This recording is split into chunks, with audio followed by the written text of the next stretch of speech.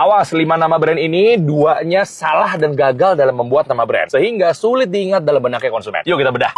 Jadi, saya pengen belanja di Krishna Oleh-oleh Bali. Ternyata di dalam Krishna ini banyak banget brand-brand yang memang produknya berkeliaran di sini. Nah, terkadang saya tuh suka alergi gitu ngelihat nama-nama brand yang penentuan atau pembuatan namanya itu nggak sesuai dengan rumus yang benar gitu. Sehingga apa sih ujung-ujungnya? Konsumen tuh nggak terpanggil untuk melakukan aksi, nyamperin, bahkan nyampe beli. Sebelum kita menentukan atau membuat nama brand, pemilik brand harus menggunakan rumus yang di dalamnya menggunakan 2 unsur penting. Yang pertama, value. Yang kedua, call to action. Kita bahas satu persatu ya. Value itu dimiliki konsumen, call to action yang disiapkan produsen. Maksudnya gimana? Jadi ketika ada value-nya, itu nilai atau manfaat yang didapat oleh konsumen. Di unsur call to action itu dimiliki sama produsen. Jadi gimana caranya produsen itu memanggil konsumen untuk datang, ngeliat, megang, sampai melakukan transaksi beli saat itu juga. Lalu ujung-ujungnya diingat di benaknya konsumen. Catat ya, saya mau ngasih contoh dulu nih, biar lebih gampang. Kentucky Fried Chicken. Kentucky ini adalah call to action, Fried Chicken ini adalah value. Kita bahas dari value-nya dulu ya. Jadi ketika konsumen berpikir, aduh lagi pengen ayam goreng nih, dia nggak akan tergerak tuh untuk melakukan aksi. Kenapa? Semuanya tahu ya ayam goreng wujudnya kayak gimana. Tapi cerdasnya KFC ditambah kata Kentucky di depannya. Konon di Amerika Serikat, di tiap-tiap negara bagian memiliki fokusnya masing-masing. Washington dengan pemerintahan, New York dengan kota bisnisnya, California dengan kota hiburannya di Los Angeles. Kentucky itu terkenal dengan peternakannya. Artinya jika ada ayam goreng berasal dari Kentucky, dipercaya secara kualitasnya. Sehingga konsumen begitu membaca KFC, dia cepat untuk melakukan aksi, mengingat apalagi langsung melakukan transaksi beli. Bayangkan ketika ada pempek Palembang dan pempek Wonogiri, Anda lebih percaya mana? Yang namanya pempek berasal dari Palembang. Minuman, ada juga yang namanya teh pucuk. Teh itu adalah value, pucuk itu call to action. Maksudnya gimana? Jika ada konsumen, aduh gue lagi pengen teh ini, semua juga jualan teh gitu. Tapi gimana caranya teh pucuk itu cepat dan diingat lalu dibeli sama konsumen? Produsennya butuh call to action. Makanya ditambahin sama kata pucuk. Jelaslah yang namanya teh berasal dari pucuk. Nggak ada teh itu dari batang, apalagi dari akarnya. Makanya ketika ada teh berasal dari pucuk, inilah yang asli teh. Sehingga konsumen begitu membaca teh pucuk, dia cepat untuk melakukan aksi, mengingat apalagi langsung melakukan transaksi beli. Sekarang saya berada di zona produk kecantikan. Di hadapan saya ada 5 brand nih yang cocok banget dibedah. 2 diantaranya fatal kesalahannya dalam penentuan nama brand. Kita bahas dari yang benernya dulu aja kali ya. Ada Nature, Soap, Alus. 3 kata ini yang dinamakan dengan value, manfaat atau nilai yang didapat sama si konsumen. Misalnya Nature adalah ketika gue beli produk ini, alamnya dapet. Soap, ya jelas, sabun. Alus di sini asumsi saya adalah sebuah kulit yang halus ketika konsumen beli produk ini. Masing-masing di depannya menggunakan kata Bali, Bali, Bali. Makanya kalau kita baca nama brandnya Bali Nature, Bali Soap, Bali Alus. Bali di sini tiga-tiganya melambangkan call to action yang disiapkan oleh produsen untuk memanggil konsumen melakukan aksi, ngingat, megang, beli. Maksudnya apa sih? Karena Bali itu yang kita tahu bersama ya, melambangkan alam, pesona, kecantikan, aroma, kesegaran, natural, dan lain sebagainya. Sehingga pemilik brand ini cerdas digandeng kata Bali di situ. Kesimpulannya ketika bergabung Bali dengan Nature, Bali dengan Soap, Bali dengan Alus, artinya ketika konsumen melihat kata Bali Nature, ya sudah, ini yang gue mau. Selain gue dapat alam banget, pesona, kecantikan dari Bali. Yang kedua, Bali Soap. Ketika konsumen membeli produk Bali Soap, yang didapat adalah sabun, kebersihan, kesehatan, wangi. Dan sabun ini berasal dari Bali yang melambangkan kecantikan tadi, sehingga konsumen makin percaya dan yakin produk ini harus dibeli. Sama halnya dengan Bali Alus. Alus ini adalah value atau manfaat yang didapat sama konsumen. Jadi ketika konsumen beli produk Bali Alus, harapannya kulit gue jadi lebih halus, nyatu dengan alam, pesonanya meningkat, dan lain sebagainya. 2 brand selanjutnya menurut saya salah dan fatal nih. Ini menurut asumsi saya. Bali Ratih. Bali itu adalah call to action. Ratih itu yang harusnya tempatnya value. Pertanyaan saya, Ratih, value-nya dan produknya apa yang didapat? Kan nggak mungkin ya beli Ratih. Kan agak aneh gitu ya. Ini menurut saya tidak mengandung value karena manfaat yang didapat ya apa? Mungkin ini adalah nama dari sebuah ownernya, tapi menurut saya tetap nggak nyambung. Call to action-nya udah benar. Penempatan Bali di sini. Lanjut. Yang kedua, Citra Ayu Bali. Balinya kita pisahkan ya, itu adalah call to action. Sekarang saatnya saya mengkritisi nama Citra Ayu. Ketika konsumen baca Citra Ayu, apa yang saya dapat? Dan ini jualan apa? Jualan Citra, orangnya gitu dijual. Jualan Ayu, atau gue beli dapat Ayu. Maksudnya gimana? Berbaik sangkanya saya ketika kata Ayu misalnya itu adalah mewakili kecantikan, ya oke lah. Tapi kalau memang Citra Ayu ini adalah melambangkan sebuah nama orang, menurut saya ini fatal. Karena nggak ada manfaat yang didapat oleh konsumen. Ketika beli, ya dapat produk apa, dapat manfaat apa? Nggak mungkin dapat Citra atau dapat seorang Ayu.